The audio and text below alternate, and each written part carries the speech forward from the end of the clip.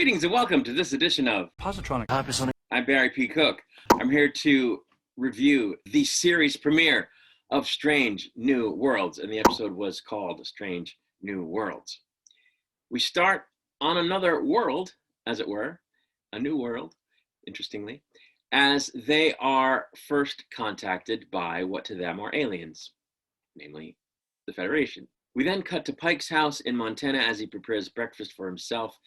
and a young captain lady friend who is there, who is concerned about his reluctance to return to command and his reluctance to answer his communicator. He then takes a ride on his horse out on a snowy tundra as a shuttlecraft arrives, which we saw in the trailer. Out comes Admiral April with a message about number one, who is on a first contact mission that went wrong. And he orders Captain Pike to retake command of the Enterprise, which he's pulling out of space dock a week early, and a week before Pike was supposed to give his decision about whether he would go back. We're then on Vulcan, where Spock has been called to meet with T'Pring by her for the first time since their first betrothal event. And they're having a very stilted, very Vulcan conversation until she asks him to marry her, and he accepts, and they make out. And then they do a whole lot more than that in the next scene, or almost do, I should say, before Spock gets called on his communicator and is told what's going on with number one and to get to the Enterprise. We next see Pike on arrival to the Enterprise aboard the shuttle Stamets, which would seem to be named after Commander Stamets, which is interesting because he doesn't exist. But anyway, upon his arrival, he talks to Spock about the ship's status and about the fact that some crew members won't be making it in time because of the early departure, and that one of them is Lieutenant Kirk, who Pike had requested to have aboard. We're then introduced to the bridge crew, which includes two of the female characters that we learned about in recent weeks, as well as a couple of others, making the entire bridge crew female, except for the captain and Spock, which the anti-woke crowd is going to lose their shit over. And I noticed that the two ladies at the controls, helm and whatever else, are both wearing red shirts, which, that's not how that works. They're supposed to be yellow. Do they not watch this show? Anyway, we know they don't, so this is a rhetorical question. When Pike and Spock were on their way to the bridge in the turbo lift and talking about various aspects of the mission ahead, Pike almost seems to say something about how he's still not used to women on the bridge, or how he still has to get used to having women on the bridge before the turbo lift actually gets there, but he doesn't end up saying it. It's kind of implied, which is interesting.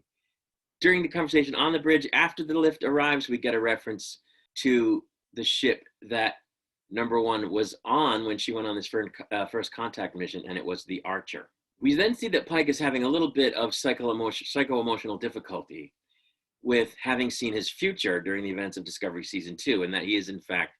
seeing his gravely injured reflection in various reflective surfaces that he happens to glance at, and that he's also having PSD, from the experience. He then heads to his quarters for the duration of the trip to the planet where Una had gone, and Spock follows, which results in a conversation between them about what happened to Pike, during which the captain explains that having seen his future has rattled him and made him unsure of how he would perform as an officer going forward, which is interesting because, as we know, this is not the first time Captain Pike has found himself feeling that way or feeling similarly, and having a conversation about it with a colleague, which of course he does in the cage. And on the one hand, it might mean that this scene was a deliberate callback to that older scene from the cage, but on the other hand, it kind of means that the captain is apparently extra susceptible to, existential crises where he doubts himself, which is kind of concerning. But of course, that's why he was mulling over whether or not he was going to return, because he realizes that it's not optimal, for a captain of a starship. Before the scene ends, Spock gives Pike some very logical advice. Upon arrival at the planet, it's discovered that there were only 3 people aboard the Archer for the mission, which doesn't seem to track, if you ask me, but they also discovered that they're no longer on it, either dead or alive, because now the ship's sensors can detect not only life signs, but dead bodies, which I don't believe we knew before, but okay. Then when a bunch of different indicators seem to point to the fact that this planet is actually not a warp-capable society, which was the whole reason that Starfleet initiated first contact, there's a bit of a dick measuring contest between the temporary first officer, who is a descendant of Khan, and Spock as to whether or not the captain should raise which he does upon taking the first officer's advice, just as some plasma torpedoes are launched at the ship from the surface. It is then confirmed that the people there are in fact still a pre-warp society, and that they had not in fact developed a warp engine that was giving off a warp signature, but a warp bomb, which I don't know what the heck that is. And they developed it because of a war they're having across the planet. And, you know, what the hell is a warp bomb? Anyway, Pike, Spock, and the first officer head to sickbay, where they meet Dr. Mbenga, whom the captain hugs, at which point we're introduced to Nurse Chapel, who is apparently not a member of Starfleet, who has been working on a Starfleet project aimed at making it easier for Starfleet personnel to observe alien cultures without contamination, partly by means of appearance modification through genome manipulation, which strikes me as a bit drastic as a means of altering someone's appearance for disguise purposes. And, you know, this is, of course, inconsistent with what we saw in Star Trek during the original series and during the Next Gen, during which disguises were always made through physical alterations from the outside by surgical means. And at the same time, it manages to conflict with the whole concept of appearance-altering technology that we know existed in the same era, thanks to Discovery, which showed it in use by members of Section 31, who we know also had comm badges 10 years before Kirk, which means that, you know, the apologists are going to say, well, certain technologies were kept from the wider fleet, but they did exist, and this isn't a plot hole. But the problem with that is that the method of disguise that Nurse Chapel just described is a lot more severe than what we always thought, or what we always, you know, saw depicted as minor surgical procedures to externally alter appearance. And I doubt that Starfleet would be putting officers through either of those things, certainly not genome manipulation,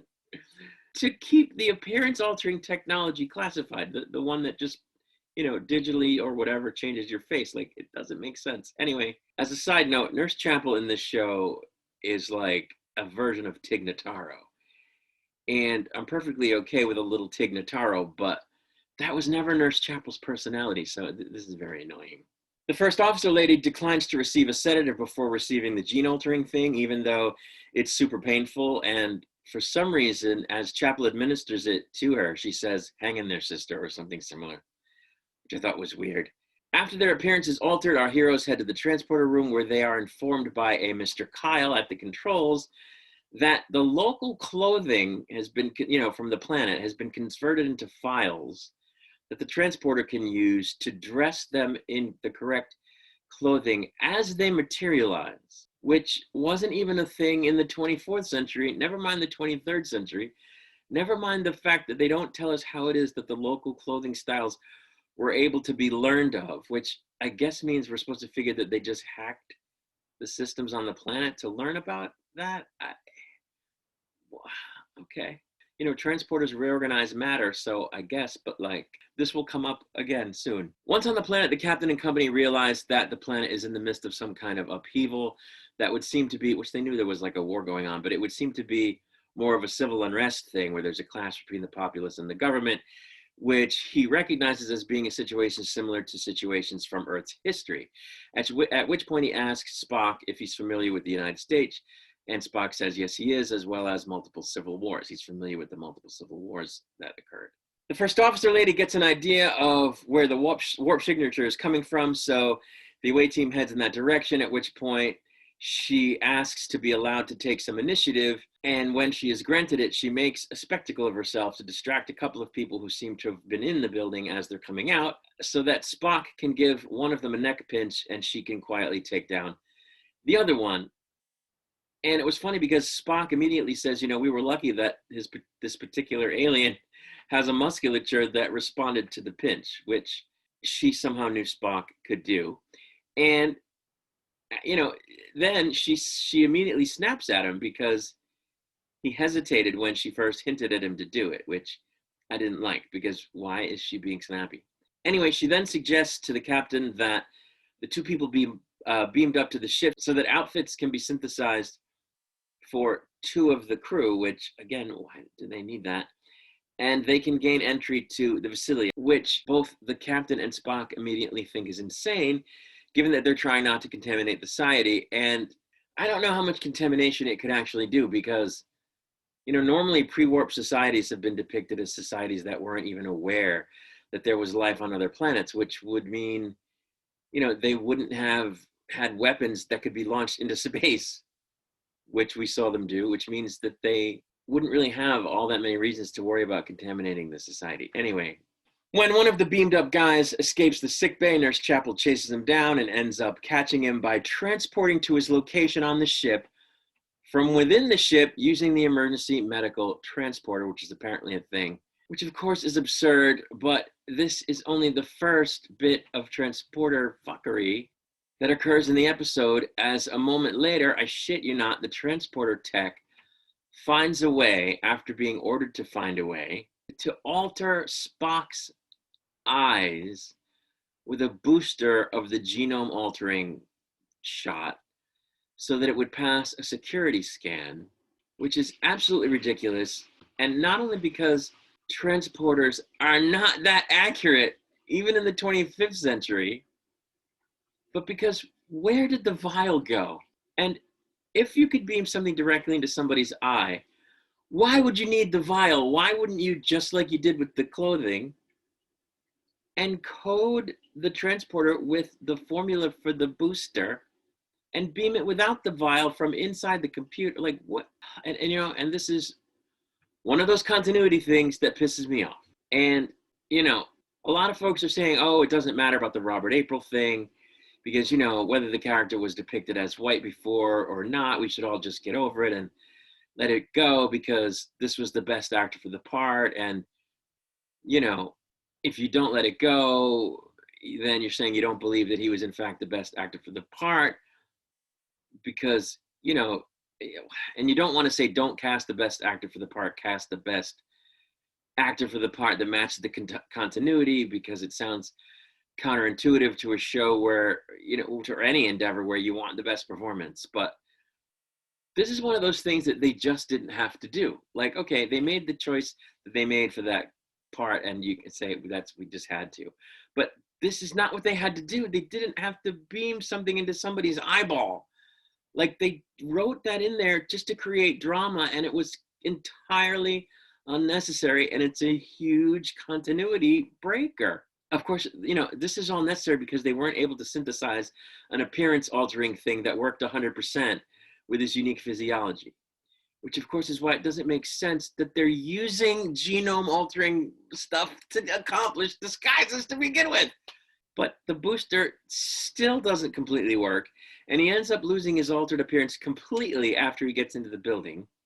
in front of the aliens, and they have to fight their way to the turbolift.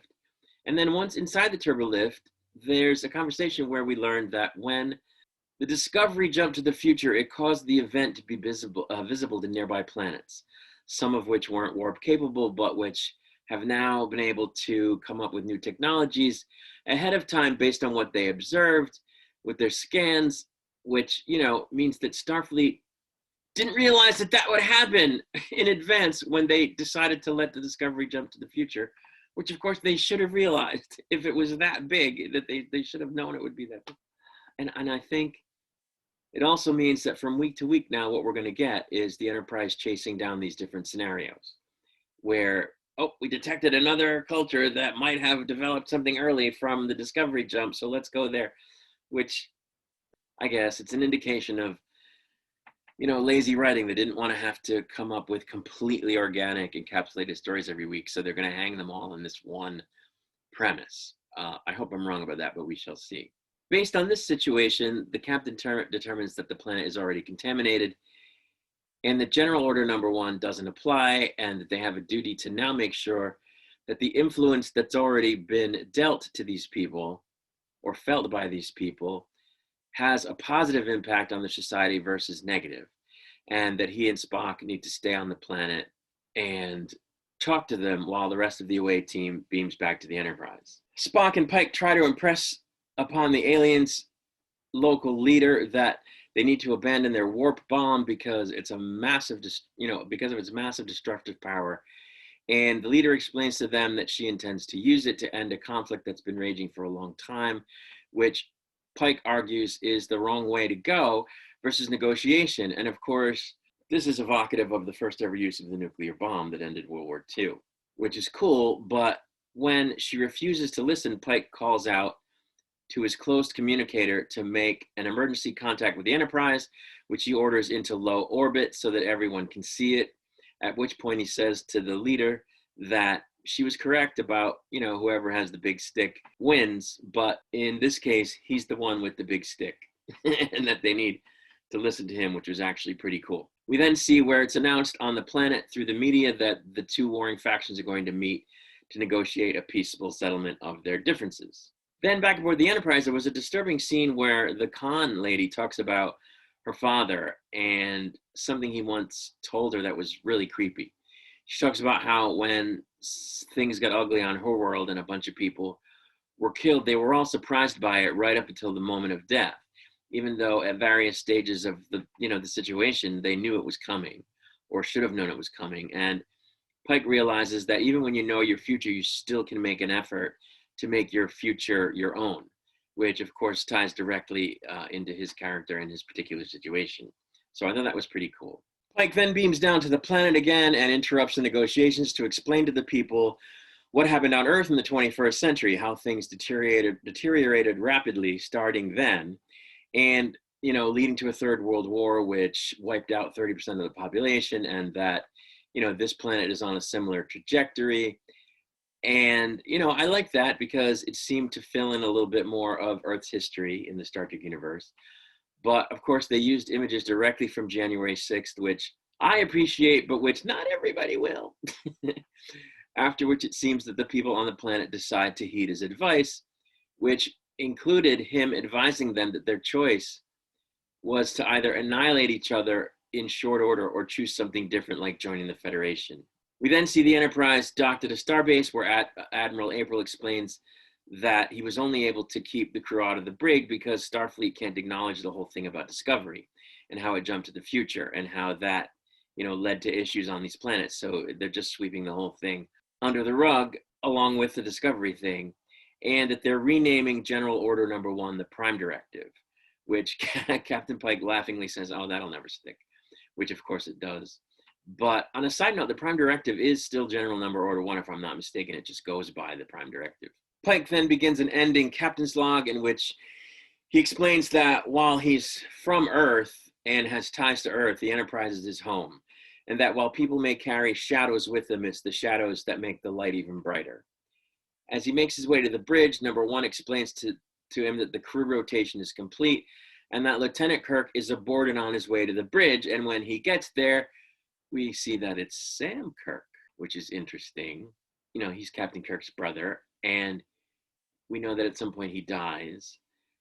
before Kirk takes command of the Enterprise. But I think it's interesting that he's there, and we're going to get to see some of his story. In a very cool moment, when Pike is asked what heading to use as they leave the space station and what their mission is, he says that it's to explore, to seek out new life and new civilizations, and to boldly go where no one has gone before, which Uhura seems to think is cool,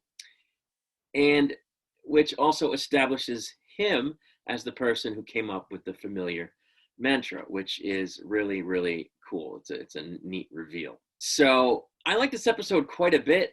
but because it felt the most like Star Trek of anything that's come out of, since the TNG era, because it was an encapsulated story and it focused on a morality play, human condition focused, story. And I liked it because Ethan Peck seems to be doing a better job at playing Spock, and because Anson Mount is so great as Captain Pike. And the Captain Pike that they've given us, in this episode, and which is the Captain Pike he's been since his appearance on Discovery, is a proper old-fashioned Star Trek character, a proper old-fashioned Star Trek captain and Starfleet officer. Unlike all of these people that they've been trying to pass off as Starfleet officers for years on Discovery, which, wouldn't be so singularly awesome if they had in fact characterized Picard correctly, but, they didn't. And in the absence of that, alongside all that other baloney